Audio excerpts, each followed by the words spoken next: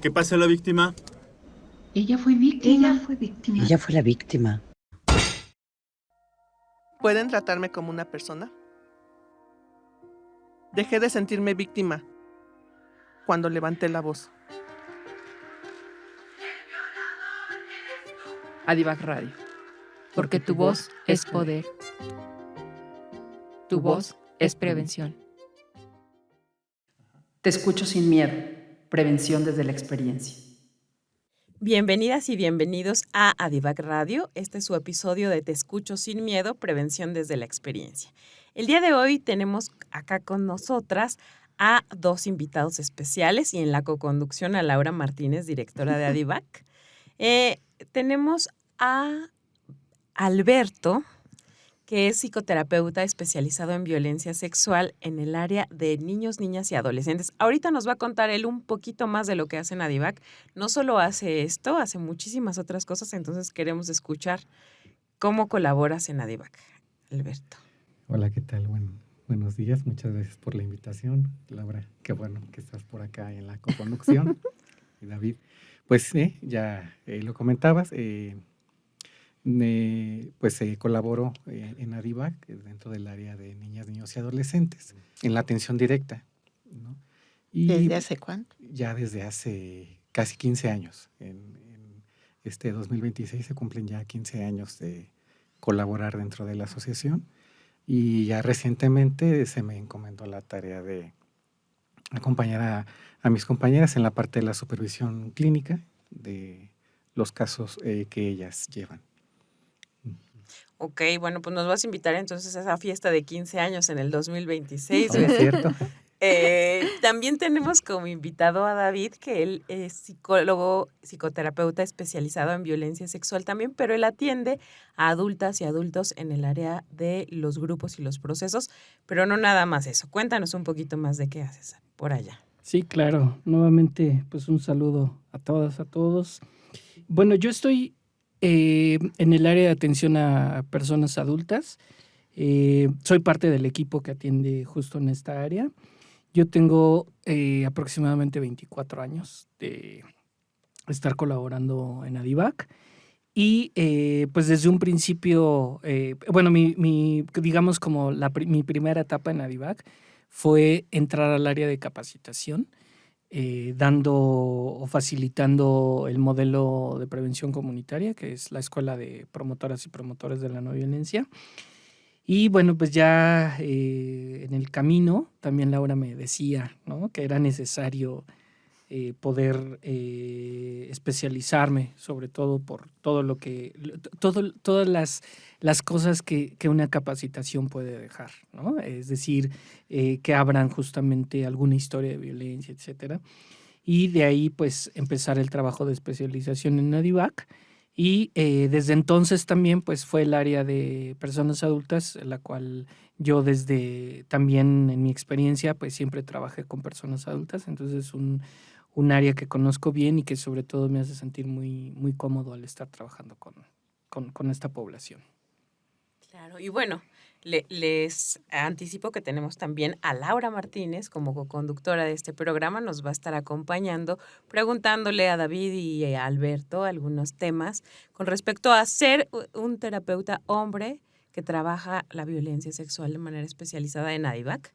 Entonces, bueno, de eso trata el día de hoy este programa y vamos a abundar al respecto. Pero primero que nada, me gustaría que nos contaran cómo trabajan en Adivac la violencia sexual desde la psicoterapia individual y grupal. Me parece que en ambas franjas de edad trabajan en ambas modalidades, ¿cierto?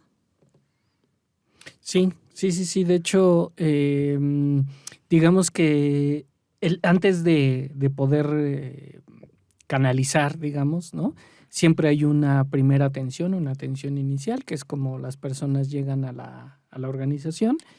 Se les atiende en esta entrevista inicial y estamos hablando que en el caso de personas adultas, cuando nos platican su historia, entonces a partir de ahí decidimos si, de acuerdo a los criterios de Adivac, que son si son violencias que sucedieron en las primeras etapas de la vida, pasan a un espacio grupal, una terapia grupal, o en el caso de violencias recientes o que se están presentando situaciones pues, de salud importantes, entonces pasan a un espacio individual.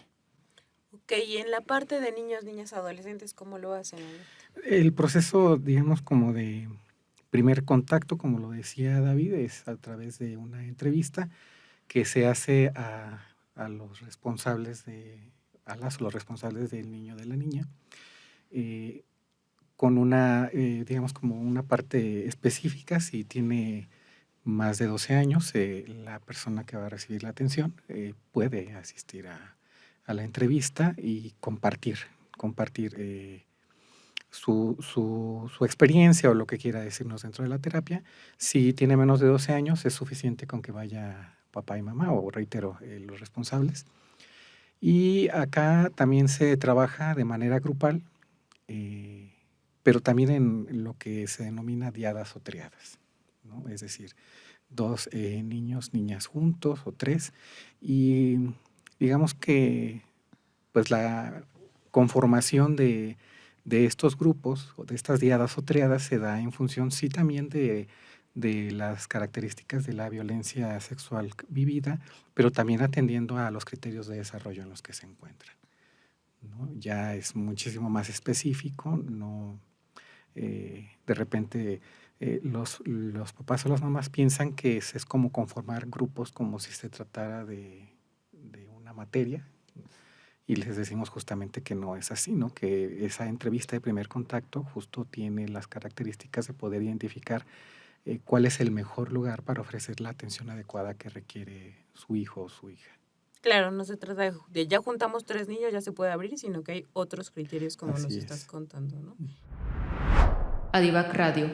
Bueno, nos vamos a poner un poquito más personales y les quiero preguntar, ¿por qué decidieron, David, Alberto, dedicarse a la atención especializada en la violencia sexual?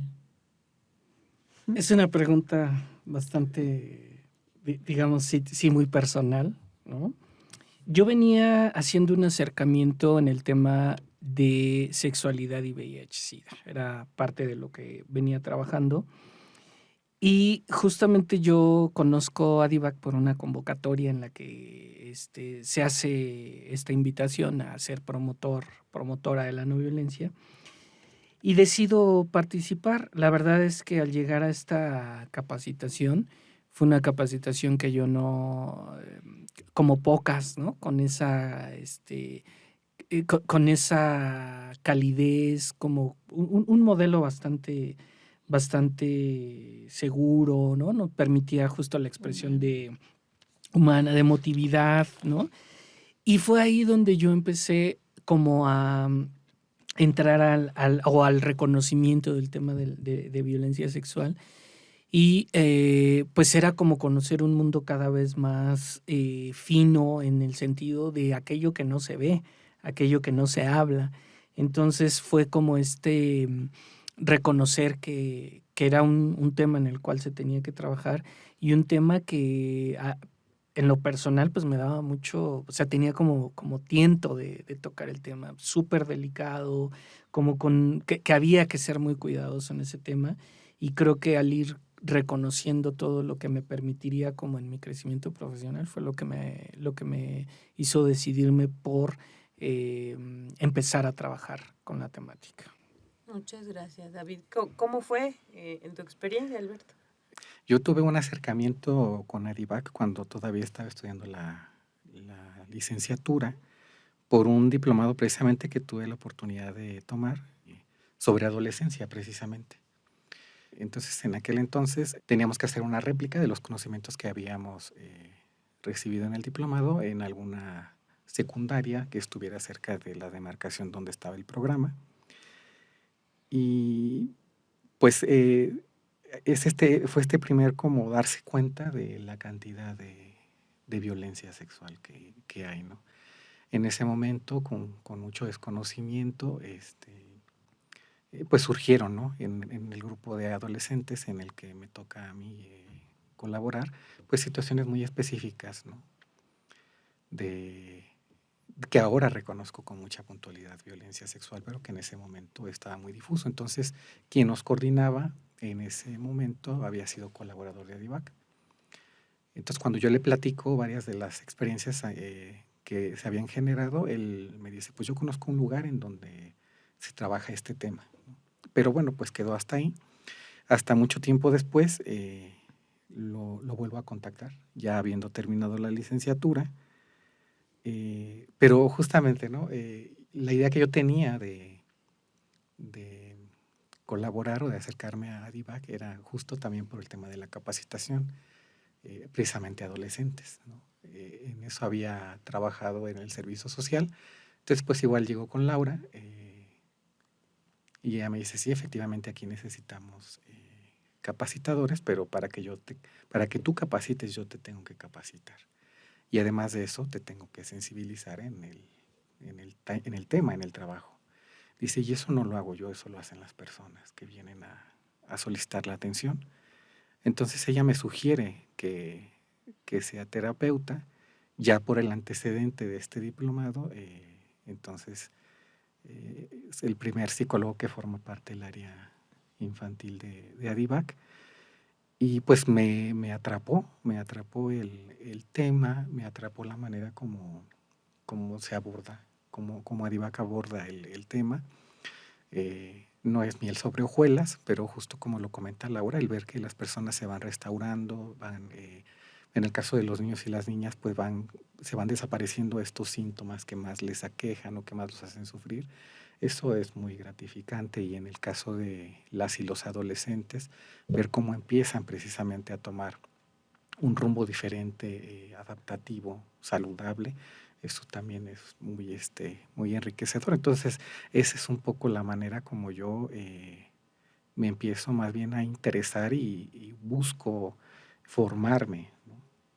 Para poder estar disponible a las necesidades de este grupo. Y 15 años después, acá hasta 15 y 24 años después con David. Bueno, vamos a entrar un poquito en materia. Nos gustaría saber, a la audiencia seguramente le gustará saber, ¿qué implica ser hombre en esta atención especializada a la violencia sexual? Porque sabemos que hay algunos prejuicios al respecto, pero nos gustaría escucharlo de su boca, de sus experiencias principalmente. ¿Qué ha implicado ser hombre en este tipo de atención? Pues lo primero, diría yo, es como una observación constante de sí mismo, ¿no? O sea, sabemos que dentro de esta estructura social, los hombres, históricamente pues se ha dado como mando para ejercer ciertas acciones, ¿no? Y estas acciones pues suelen ser en contra del bienestar sobre todo de las mujeres, de los niños, de las niñas. Y entonces el estarse revisando implica justo, primero despojarse de esa idea de desigualdad, ¿no? De unos más que otros. Y por otro lado, creo también un poco desde la formación, no de la experiencia, sino de la formación específicamente en ADIVAC, colocarse por abajo de la persona que llega a contar su experiencia, ¿no? Ella es la experta, ella es la que sabe, y uno está ahí pues acompañándole. Entonces ese cambio, primero de perspectiva en torno a este mandato social, creo que esa sería la palabra, y por otro lado, como lo mencionaba hace rato, estar disponibles, ¿no? Estar en una actitud humanamente de escucha, con una piel victimológica gruesa que dé para contener y apoyar a las personas, a los niños y las niñas que acuden al servicio. David. Sí, a mí me gustaría un poco abonar a lo que ya Beto dejaba ver de la parte de la formación. Sabemos que la psicología como enfoque terapéutico, pues al principio había estas posiciones de poder, ¿no? Desde lo que era el psicoanálisis, ¿no? Y conforme se fue desarrollando la psicoterapia, pues siempre había este lugar también de jerarquía, de poder, ¿no? Y entonces había un experto y alguien que tenía que ser ayudada, sanada, digamos, ¿no? Con esos, con esos adjetivos, ¿no? Y pues obviamente Beto lo decía, ¿no? El hecho de tener que revisar la propia, no solo el propio ejercicio profesional, sino también el propio mundo de conceptos, porque también pues tenemos una educación la cual se nos va diciendo dónde colocarnos, cuáles son nuestros beneficios. Entonces llegar a DIVAC y tener que manejar desde su perspectiva, desde sus modelos, nos implica forzosamente hacer siempre este ejercicio de autoanálisis y también de conocer la problemática, cuáles son sus coordenadas, cómo se puede observar, porque si no tenemos eso presente, pues podemos repetir mucho del lenguaje que se da dentro de las corrientes, ¿no? Terapéuticas, y entonces se vuelve también como un asunto desde ahí de poder también, ¿no? Es algo que se maneja. Y creo que eso es algo que también se antepone, ¿no? La propia formación, la propia educación, y creo que esos son como los primeros, las primeras barreras que se dan, ¿no? Y poco a poco ir entrando como en materia de lo que se requiere para hacer un abordaje especializado. Adivac Radio. Me gustaría preguntarles a ustedes cómo se sienten de estar con un equipo que es de puras mujeres, pero además con feministas. O sea, ¿cómo se colocan ustedes en este trabajo que están haciendo en Adivac en relación con las demás compañeras? Porque somos más mujeres que hombres, ¿no? Ahorita nada más son ustedes dos de hombres, ¿no?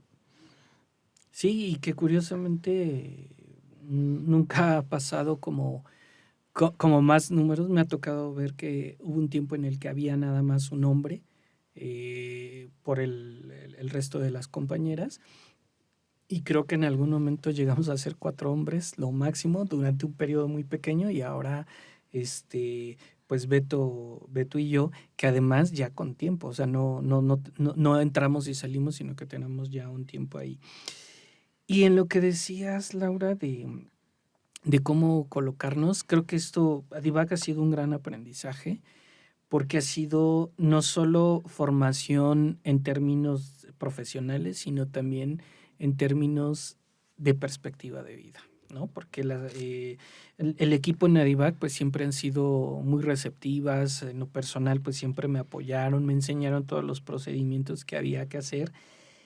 Y sí fue una cuestión de ir como cambiando, ¿no? De irme moviendo hacia otros lugares, porque decía hace un momento la perspectiva de traer que llegamos en un papel como de profesional, de experto. Eso, por supuesto, impide, ¿no? Un trato mucho más adecuado, y el ir conociendo cómo es el abordaje, pues la verdad es que fue una escuela de enseñanza de cómo ir desescalando muchas de las visiones que por ahí se quedan como hombre y como profesional.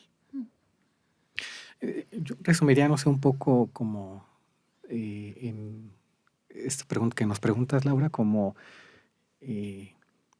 cuando llego y me doy cuenta de un poquito como este primer acercamiento leyendo los libros de las entrevistas, mi respuesta fue, pues, ¿en qué apoyo? ¿No? ¿Cómo puedo aportar dentro de esto que ocurre, de esta realidad que está ocurriendo y que aborda la asociación? A mí me parece que algo que digamos, como que me ha marcado mucho es el que en casa, desde muy pequeños, somos 3 hermanos, nunca hubo como una diferenciación. Yo recuerdo, y a la fecha, a mi madre siendo como muy equitativa con la repartición de las actividades, en general, ¿no? Y entonces cuando llego a la asociación no me fue indiferente, no me fue indiferente el ver cómo estaba, cómo se da esta organización. Y ya lo mencionaba David, más bien es pues darse cuenta, ¿no? Cómo el lenguaje impacta, ¿no? La palabra. Entonces, irse más bien como coordinando, alineándose hacia un sendero de coparticipación, ¿no? Y bueno, pues aquí, De igualdad. de igualdad. Claro. Y yo creo que Adivac es un ejemplo muy bonito de que aunque los hombres performan el género a través también del ejercicio de la violencia, no es una condena. Nacer con un cuerpo de hombre no es una condena porque a veces se piensa, no, es que ya no hay cambio, pues nacimos hombres y las feministas nos demonizan y siempre somos los malos, etcétera. Creo que Adivac y los compañeros que hoy nos hacen el favor de acompañarnos en este programa nos dan también un ejemplo de que se pueden movilizar. Yo no digo, estos compañeros son santos, ni nada de eso, ¿no? Lo que estamos queriendo decir también con este programa y el agradecimiento que les hago de principio es mostrar que esta corporalidad no tiene una condena del ejercicio de violencia, que se puede mover, ¿no? Que hay movilidad también para interpelar el poder, ¿no?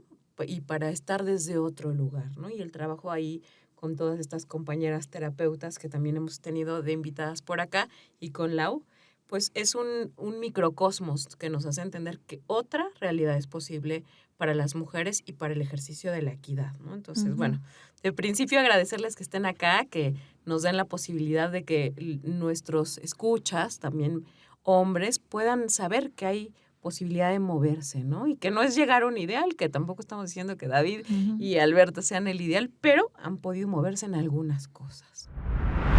Te escucho sin miedo. Seguimos por ahí con la pregunta de, entonces, ¿qué tan pertinente es que un hombre atienda temas de violencia? No de violencia en general, pero en particular de violencia sexual como lo es en Adivac. Pues en este sentido que decías, Mariel, justamente de pensando en que buscamos el respeto, ¿no? La igualdad, que hacia allá tiene que ir nuestra participación. Creo que sí, justamente los hombres tenemos que adentrarnos en temáticas como sexualidad, como violencia sexual, porque es importante también nuestra participación, es decir, coadyuvar en esta parte de la sensibilización, ¿no? Muchas veces cuando vemos o asistimos a talleres, vemos que gran parte de la participación es de mujeres, ¿no? Los hombres poco, o no sé, por diferentes razones no se interesan justo en formarse y mucho menos en querer hacer un trabajo terapéutico. Entonces es importante justamente desde ahí ver que esto no nos hace, no nos afecta y muy al contrario nos educa y nos ayuda también como a entender qué es lo que se necesita para tener un buen trato, para ser sensibles ante la problemática. Y creo que de eso también va, que los hombres nos preocupemos como por todas estas luchas también, desde nuestro lugar y desde donde estamos haciendo estos cambios, pero sí es importante que participemos del cambio. Claro. Y creo también o sea, desde las mismas entrañas del feminismo, feminismo no es igual a mujeres, ¿no? Involucra a hombres y mujeres, ¿no? Entonces, la pertinencia es completa y total, ¿no? Involucrarnos en un fenómeno que afecta, que daña por igual, ¿no? Que todos tenemos parte pues sí, justamente en este fenómeno de la violencia. Ya específicamente en el caso de la atención, a mí, por ejemplo, sí me ha pasado como en dos opuestos, ¿no? Por un lado, a veces es, desde que solicitan la atención, mamás y papás dicen, no, yo no quiero que mi hijo, que mi hija tenga un terapeuta hombre, ¿no? Y a veces suele pasar que ya revisándolo con los usuarios, en este caso con adolescentes, pues a veces es un tema más como de mamá y papá, ¿no? O por el contrario, también me ha ocurrido que solicitan, ¿no? Me gustaría que mi hijo, que mi hija fuera atendido por un terapeuta hombre, justo para esto que decías, ¿no? Para que sepan que no todos los hombres siguen los mismos patrones, ¿no? Que no todos ejercen la misma violencia. Entonces yo creo que en ese sentido también, no, ya lo decías tú, no somos modelos ni en ningún sentido, pero sí ya en la práctica mostrar, ¿no? Una manera diferente de vivir la vida, de convivir en igualdad, ¿no? Y no solamente de los hombres con las mujeres, sino de adultos con niños, niñas y adolescentes. Sí, creo que tocas ahí un tema muy importante, que es una opresión que poco se trabaja, ¿no? Que es esta opresión adultocéntrica, ¿no? Y que creo que al menos en el trabajo con niñas, niños y adolescentes es nodal, ¿no? También para la atención. Sí, definitivamente, ¿no? La horizontalidad, y ya lo decía hace rato, ¿no? No solo porque ellos y ellas son los expertos en las vivencias que tuvieron, ¿no? Sino también por esta cuestión de saber que dentro de ellos existe la posibilidad de procesar, de reconfigurar estas experiencias, ¿no? De esto que se llama empoderamiento, ¿no? Que ellos y ellas son los que se empoderan. David, cuéntanos alguna experiencia que hayas tenido con respecto a este ser hombre en la atención con adultas y adultos ahí en Adivac. Sí, ya en un programa pasado platicaba, ¿no? De el hecho de la confianza, o sea, ponía yo como el tema de la confianza, ¿no? Como al haber una fractura de la confianza, eso cuesta mucho trabajo como para recibir atención. Y luego aparte, en esto que decimos de lo que se configura como quiénes son quienes generalmente ejercemos la violencia, pues es como como una resistencia importante. Y de hecho, pues parte de lo que, igual que Beto, ¿no? Me encuentro constantemente al iniciar un proceso terapéutico con que la referencia es cómo me va a atender un hombre, ¿no? Porque también tal vez justo el ejercicio de la violencia lleva a que los hombres poco se permiten escuchar, poco se permiten hablar de temas que tienen que ver pues como con una cuestión más personal, íntima, etcétera. Y entonces se hace la creencia o la idea de que no podemos hablar de ciertos temas o que cómo vamos a llegar a comprender justo la situación misma de violencia que se vivió porque pues simplemente pertenecemos a un género que es quien violenta, ¿no? Entonces son siempre como lo más inmediato, aunque esto a lo largo del proceso va cambiando, ¿no? Cuando ven justo cómo se trabaja, ven que siempre hay una posición de respeto, de escucha, de acompañamiento, entonces esta percepción se va modificando. Sí. ¿La experiencia de Beto? Justo comparto con David esto último que decía, ¿no? De repente sí, y es entendible. Yo creo que con el paso de los años, a mí me queda claro, ¿no? Si yo llevase a mi hijo, a mi hija por una situación de violencia sexual, sería muy cuidadoso, muy escrupuloso, ¿no? Pero sí, justo de repente más bien cuando muestran mucha resistencia a la atención por un psicólogo hombre, pues queda la puerta completamente abierta. Yo se los he compartido tanto a mamás y a papás como a los mismos adolescentes, ¿no? Si no te sientes cómodo conmigo, me lo puedes hacer saber y buscamos la manera de que alguien más retome la atención. Realmente solo recuerdo en una ocasión una adolescente que desde un principio mostró como sí mucho alejamiento, ¿no? Y entonces yo le pregunté si algo pasaba y ella me dijo que físicamente yo me parecía bastante a la persona que le había violentado. Entonces en ese momento ya lo único que hice fue agradecerle la confianza para compartírmelo y concluí la sesión y yo ya posteriormente a otra compañera retomó la atención. O sea, no no puede ser de otra manera, ¿no? Pero con el paso del tiempo, salvo esta situación muy específica, como que se diluye, ¿no? Como no hay, precisamente como ya no hay esta perspectiva de desigualdad, pues incluso me suele pasar, ¿no?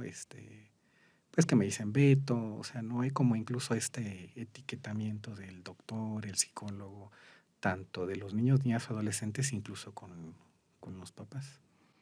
Y que cuidamos mucho esa parte, ¿no? Justamente de que no haya este posicionamiento de experto, precisamente para generar como todos estos procesos de confianza. Y algo también, ahorita que escuchaba a Beto, algo que también hacemos en el trabajo psicoterapéutico es que cuando el equipo no lo permite, es decir, que tengamos, que contemos con más compañeras que hagan el trabajo, hacemos en el trabajo psicoterapéutico un trabajo de terapia y coterapia.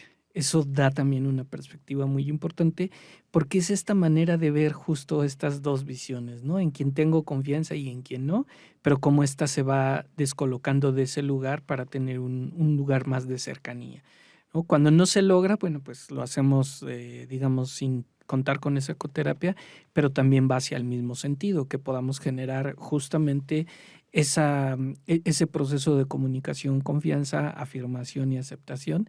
Y a partir de ahí, pues, digamos que se va acompañando desde un lugar donde también ayuda dentro del trabajo psicoterapéutico, que está esa parte de resignificar socialmente la definición que se tiene de ser hombre desde la parte del ejercicio de la violencia. Entonces va ayudando mucho a descolocar desde ahí y por supuesto que ayuda a las personas a que en sus relaciones o en sus vínculos puedan tener mucho más posibilidad de ser asertivas en su comunicación, de poder decir sus necesidades y también de poner límites, porque ven que lo pueden hacer desde el lugar de compañía que estamos teniendo y que pueden mostrar su enojo, que pueden mostrar su tristeza sin ese miedo a que se les, pues que se les invalide la emoción. Entonces esto también ayuda mucho en ese sentido. Te escucho sin miedo. Me gustaría que pudieran comentar su experiencia como psicólogos, o sea, dando atención, cuando llega un oficio legal. ¿Cuál ha sido su participación ahí? Y si les dicen a las personas que va a llegar un oficio, que puede llegar, o que las mismas personas, sobre todo en el área de niños, que dicen, estamos en un proceso legal. ¿Cuál ha sido su experiencia? Ok, a mí básicamente la experiencia la he tenido en la atención inicial, que es cuando desde que estamos escuchando a las personas, ya sea porque alguien ya inició algún proceso legal o bien porque tiene la idea de que lo va a hacer en algún momento, pues sí hay que hacer como este proceso de informativo, ¿no? De decir que entonces es muy probable que va a llegar un oficio expedido por una autoridad, una jueza, un juez, y les explicamos cómo es el procedimiento para poder llevar a cabo, una vez que la autoridad gire ese oficio, qué es lo que se va a seguir, cómo se les va a acompañar y apoyar.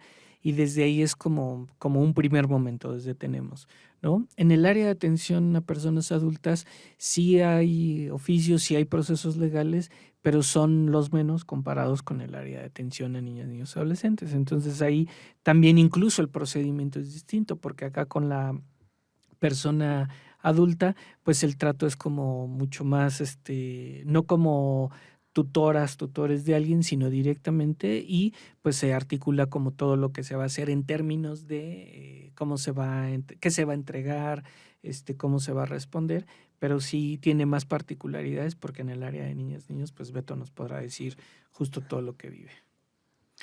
Sí, yo dividiría en tres implicaciones, ¿no?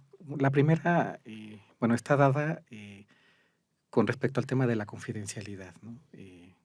Es claro que al tratarse de una persona menor de edad, pues el terapeuta tiene que tener comunicación sobre lo que pasa, comunicación con papá o mamá sobre lo que pasa dentro del espacio de terapia.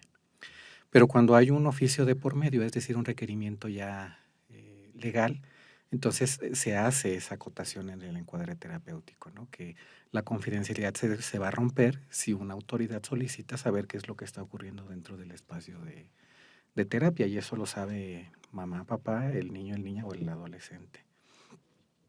Afortunadamente, con el nuevo sistema de justicia, pues la psicología, el trabajo del psicólogo en torno a la clarificación que le puede ofrecer al juez, también ha aportado mayor peso, mayor importancia, y eso también implica pues tener una responsabilidad doble, triple, ¿no?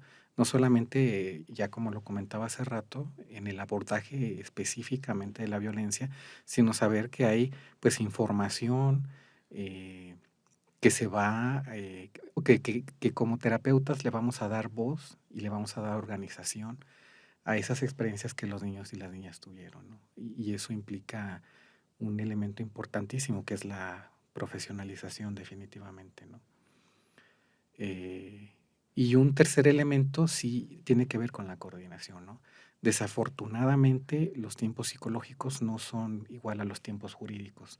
Y a veces los tiempos jurídicos, van pisando los talones de una manera terrible y hay que estar solicitando ampliaciones de término, y estamos así como jaloneando los tiempos, ¿no? Y el trabajo que se hace en torno a un requerimiento, sea que quieran, con el solo hecho de que quieran saber si está tomando o no atención psicológica, qué tipo de atención, si está mostrando afectaciones psicológicas, pues como mencionando algunas de las principales solicitudes, es un trabajo que en la revisión, en la confección de ese informe, pues están involucradas diferentes personas, no solamente el psicólogo o la psicóloga tratante, es decir, es un documento que es revisado de manera minuciosa justo porque es la procuración de justicia. Entonces lo revisa la compañera que coordina el área, a veces me toca revisarlo a mí, lo revisa Laura en su carácter de representante legal. Entonces es una mirada así amplia, ¿no? Y sí, efectivamente, hay compañeras, justo el miércoles pasado platicaba con una compañera que mencionaba que este año entregó 10 informes. 10 informes, ¿no? Y ese informe a veces va acompañado, pues justamente de, como lo plantea la oralidad del nuevo sistema de justicia, pues que el terapeuta tenga que ir a defender literalmente ese informe. Entonces, sí es una gran responsabilidad, que suele intimidar al principio, pero reitero, o sea, el compromiso y la profesionalización apoyan. Muchas gracias. ¿Qué conocimientos tienen que tener ustedes como terapeutas hombres para atender la violencia sexual? O sea, hay un bagaje de conocimientos muy extenso del modelo, de la violencia sexual, de la violencia en general también, de los feminismos, etcétera. Pero en específico, ¿qué conocimientos para terapeutas hombres? Pues creo que hay que recalcar justamente la perspectiva de género, ¿no? Porque es algo en lo que nos tenemos que capacitar. No podemos ahora ya pensar ninguna intervención, sea de prevención, sea de atención, si no lleva una perspectiva de género, un enfoque de derechos. Y creo que también pues es una parte constante de autorrevisión, ¿no? De siempre estar revisando y descolocándonos desde ese lugar que siempre nos hemos colocado, ¿no? Me gustaría que comentaras tu experiencia de la formación en el diplomado. ¿Cuál fue tu experiencia? Porque el diplomado es la formación que damos en ADIVAC. Me gustaría que Sí, es una parte muy nodal, diría yo. Yo recuerdo que cuando, o sea, yo recuerdo que mi experiencia venía cargada, pues sí, como de manejo grupal, de metodologías, pero al llegar ya a la formación específica para poder trabajar con el tema de violencia sexual, recuerdo que tuve que poner en juego muchas cosas, ¿no?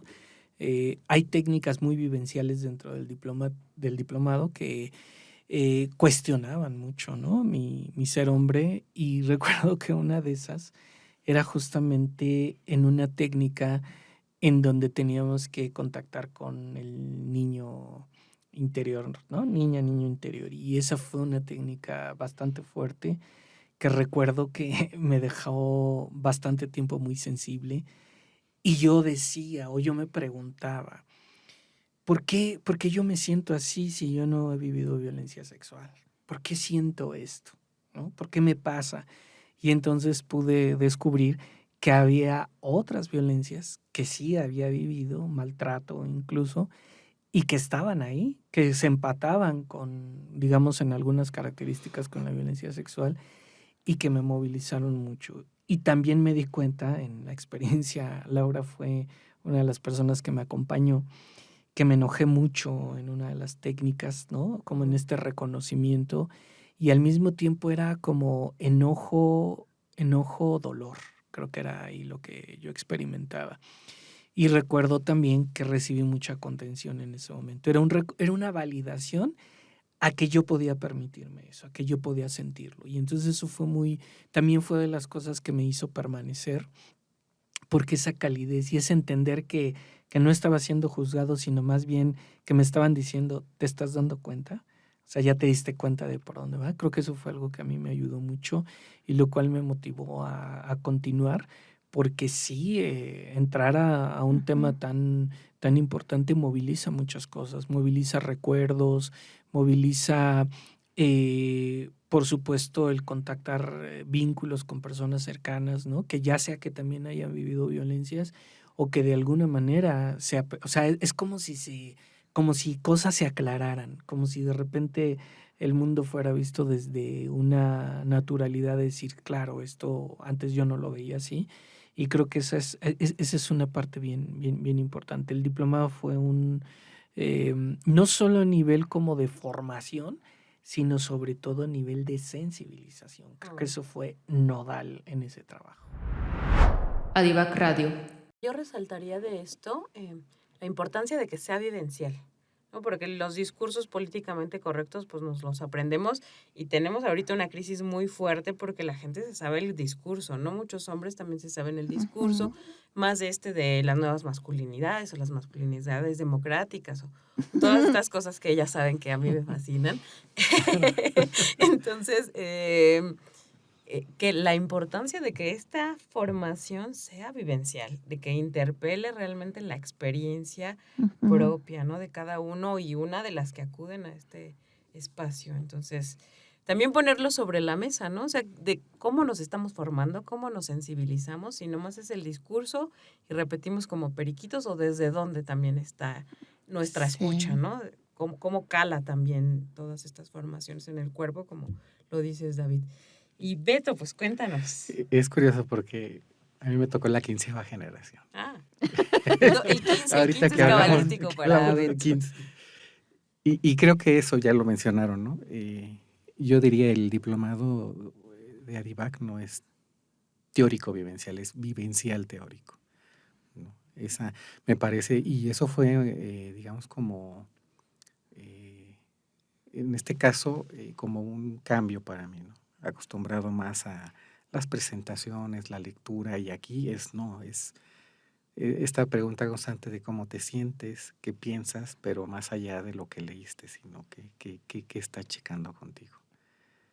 Igual yo me acuerdo mucho de la dinámica de la rosa, una técnica que me dejó así, no solo pensando, sino bastante sensible durante bastantes semanas, pues por poder tocar, tentar un poquito siquiera de lo que implica una violencia sexual, ¿no?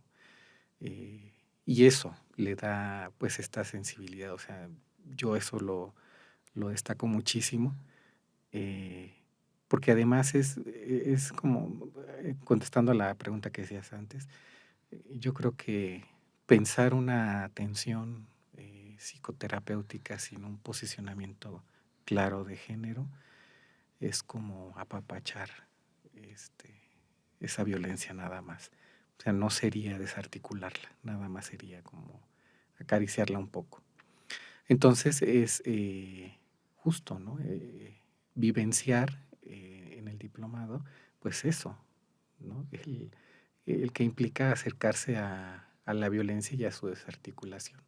Sí fue un diplomado, pues como un parteaguas, no solamente a nivel académico, pues, ¿no? Sino justo por la manera como se imparte y porque la realidad incluso, pues he escuchado algunos otros episodios del programa en donde han venido algunos de los maestros que tuve, ¿no? Por ejemplo, Fernando Huerta, que es el que me viene ahorita a la cabeza.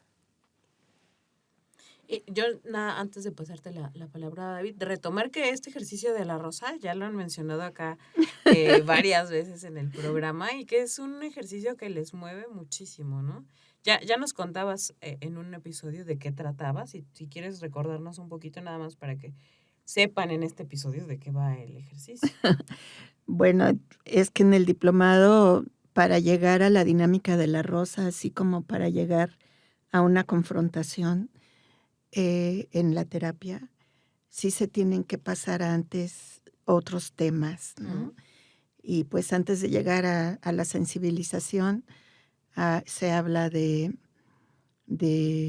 género, de masculinidad, se habla de la comunicación, pero también de la integración del grupo, que es básico la integración, que precisamente ese trabajo que hace David en el diplomado, que a él le toca abrir con ese tema de la integración grupal, eso que maneja David es realmente lo que marca todo el trabajo del diplomado, que es la generación de confianza, y que también marca mucho la atención que damos, ¿no? Y entonces la dinámica de la rosa es una dinámica muy fuerte que la vivimos en la formación con Educación para la Paz, ¿no? Allá en Baja California que fuimos, pero nosotras la modificamos y entonces la hacemos con una rosa de verdad, una rosa real. Y entonces implica muchas cosas porque las personas sí se sensibilizan, ¿no? O sea, realmente el diplomado sí es un trabajo de sensibilización, no como lo que dicen pues muchas instituciones, ¿no? Que sensibilizan y es pura PowerPoint o puras lecturas. No, acá sí es realmente aterrizarte a ti como persona, como ser humano, a visibilizar una problemática hiper fuerte. Entonces, pues sí, la dinámica de la rosa marca, ¿verdad?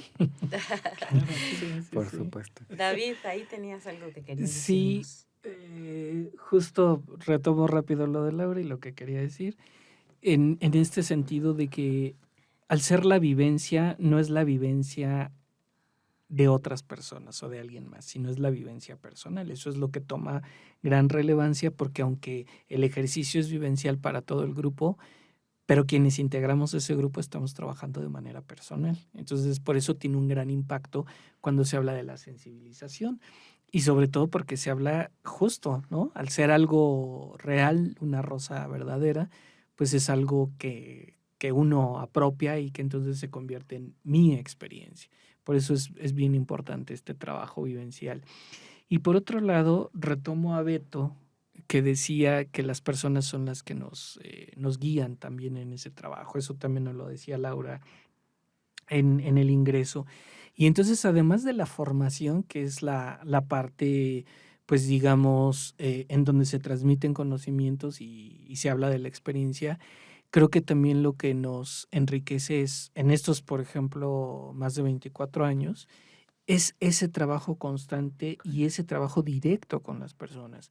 Porque alguien que se forme, pero que no aplique, entonces podrá tener la idea, pero también las mismas personas nos van enseñando, nos van indicando.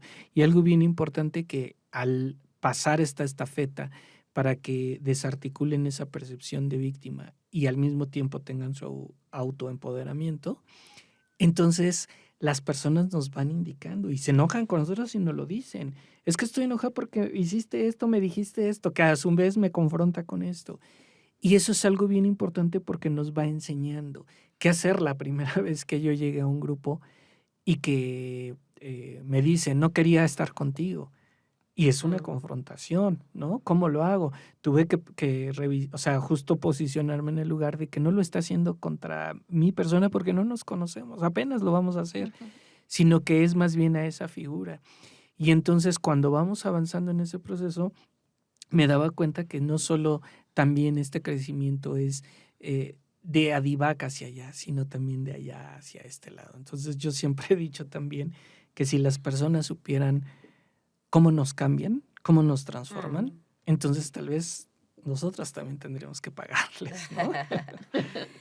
Y es algo muy, muy importante, David, porque de pronto hay que saber que no es uno en el que depositan todas estas frustraciones, enojos, miedos, alegrías, todas esas emociones, sino es eso que depositan, ¿no? Ese imaginario, por ejemplo, en el caso de este programa, ese imaginario de lo que los hombres o cómo los hombres se han jugado en la vida de estas personas, ¿no? Entonces eso permite, creo, por lo que les he escuchado, que como terapeutas ustedes puedan usar incluso lo que se deposita en esas figuras de hombres, ¿no? De la familia, de la sociedad, y poder encaminar el proceso, ¿no? Que es lo más importante.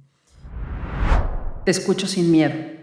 Y bueno, además de estos conocimientos que realmente tenían que ver con la experiencia, con la formación en el diplomado, ¿qué otras cosas se requerirán para trabajar la violencia sexual desde este lugar de identificarse como hombres?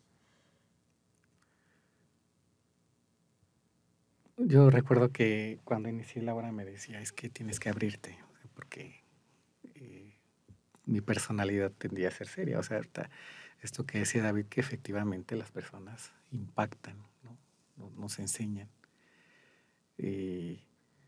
Yo de repente les digo, sobre todo a las adolescentes, les digo, aquí no vienen a una hora de stand-up, ni a reírse nada más, ¿no? Pero a veces es eso, ¿no? Es como, ¿qué necesita la persona que tengo enfrente, ¿no? Que le pueda favorecer ese proceso de externalización, ¿no? Y eso lo menciono de esta manera porque sí, además de los conocimientos, ya mencionamos como varios rubros, me parece que es también una actitud frente a la persona que está, ¿no? Y a veces toca, ¿no? A mí me ha tocado escuchar a unas adolescentes, es que los hombres son unos puercos, son unos cochinos, o sea, así, ¿no?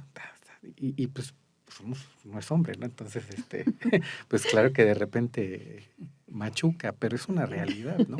Pero el saber, pues, que tienen la posibilidad de poderlo externalizar, de poderlo decir, de resignificarlo a partir de ponerlo en palabras, bueno, pues eso tiene ya su efecto, pero eso también es una actitud, ¿no? que se tiene, ¿no?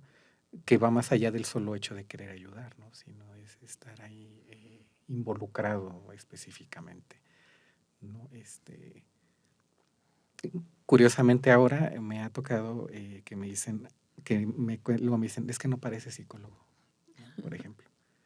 Le digo, entonces, ¿qué parezco? O sea, no soy psicólogo, ¿qué parezco, no? Dices que no te parece a mi maestro, es que, o sea, si te viera en la calle no parecería psicólogo, o sea, rompiendo pues con este esquema, ¿no? E incluso con la palabra, o sea, veto, ¿no? O sea, aunque yo no les diga, como de repente ahí entre pasillos mis compañeras así me dicen, ya, solitos, veto, ¿no? O así incluso, ¿con quién vienes? Con veto, ¿no? Entonces, pero yo creo que eso es favorable en torno a la actitud que uno toma. A lo que representa el psicólogo, ¿no? Exactamente. Poder. Sí, o sea, justamente de colocarse en una situación de no poder. Y creo que con eso, Laura, tocas un tema muy importante, ¿no? Porque como hombre, psicólogo, pues hay que interpelar el poder totalmente, ¿no? Porque estamos en una sociedad en donde sí se deposita en los hombres el ejercicio de poder, y este trabajo de interpelarlo en este ejercicio de la profesión, pues creo que es nodal, ¿no? O sea, creo que La pones un hegemonía tema sobre la masculina, mesa ¿no? muy importante. Sí, esta cuestión de Los hombres son los que tienen el poder, que es precisamente la hegemonía que socialmente se les da a los hombres, ¿no? Pero ustedes consideran que sí logran generar en las personas, romper con esa concepción de que es el poder. Sí, a mí me ha tocado, digo, de entrada se rompen dos cosas, ¿no? Esta parte de ser terapeuta que ya lleva un poder en sí mismo, porque es quien me va a curar, me va a sanar, me va a cambiar. Y luego además como este posicionamiento de ser hombre, entonces ser terapeuta hombre, ¿no? Ya lleva dos como todavía reforzado. Y creo que algo de lo que yo también he podido constatar es que más allá de que yo pueda lograr como separarme de que no me lo están diciendo personalmente y que esto ayuda porque es una forma de no sentirlo personal, creo que más bien hacia dónde va es que nos va indicando también cómo ese cambio que estamos dando nos va posicionando en otro lugar. Y eso ellos también lo van como confirmando, ¿no? Es que eso es lo que necesito, es que esto me ayuda. Entonces creo que no solo es como poner una barrera y decir, ok, no lo está diciendo contra de mí, sino más bien saber que estamos actuando en consecuencia y que eso está favoreciendo. Es decir, es descolocar ese lugar de poder para justamente ver cómo esto ayuda y beneficia en el cambio que estamos buscando con el proceso terapéutico. Eso es creo que muy, muy importante.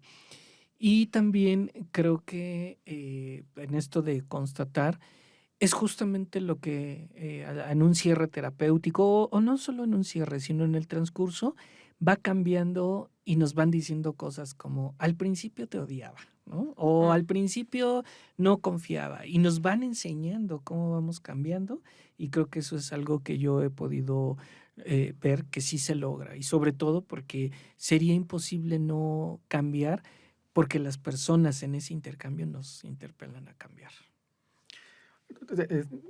De repente recordé ahorita a una persona, un adolescente que me dice mucho, es que yo suelo pensar ser como muy prudente con las intervenciones que tengo, para no caer en esto que se llama regañoterapia. Entonces, este adolescente me dice mucho, no lo pienses, dímelo cómo va. Y a veces he estado tentado a hacerlo así, ¿no? Y en alguna ocasión que me acerqué un poco a decirle, como a confrontarlo, pues sí le cayó un poquito de peso, y le digo, ¿qué hubiera pasado si esto te lo digo a las 2 o 3 sesiones que nos conocimos, ¿no? Entonces sí iba siendo un proceso en el que efectivamente, como dice David, también van reconociendo, o sea, eso se va viendo patente, dirían los sociólogos, esa desagregación del poder se va viendo porque pone límites, no nada más a otros contextos, ¿no? Sino dentro del espacio de terapia, porque se permiten, hacer esas reflexiones ya de fenómenos que estuvieron pasando previamente. Claro. Bueno, pues hasta aquí llegamos en Te Escucho Sin Miedo, prevención desde la experiencia. Les agradecemos mucho a David y a Beto por habernos acompañado en este programa tan importante. Nos quedamos también, como siempre, con muchas ganas de hablar de otros temas, de abundar, porque siempre a medida que va avanzando el programa ya se nos ocurren más cosas y queremos hablar de mucho más. Pero por lo pronto, hoy la dejaremos por acá. Les agradecemos mucho. Nuestra audiencia seguramente está muy contenta de escuchar todas estas reflexiones. Y Lau, muchas gracias por acompañarme en la coconducción. Esto fue Te Escucho Sin Miedo en Adivac Radio y nos encontramos en el próximo episodio. Hasta luego. Hasta luego, gracias. Gracias por acompañarnos a levantar la voz. Hasta pronto.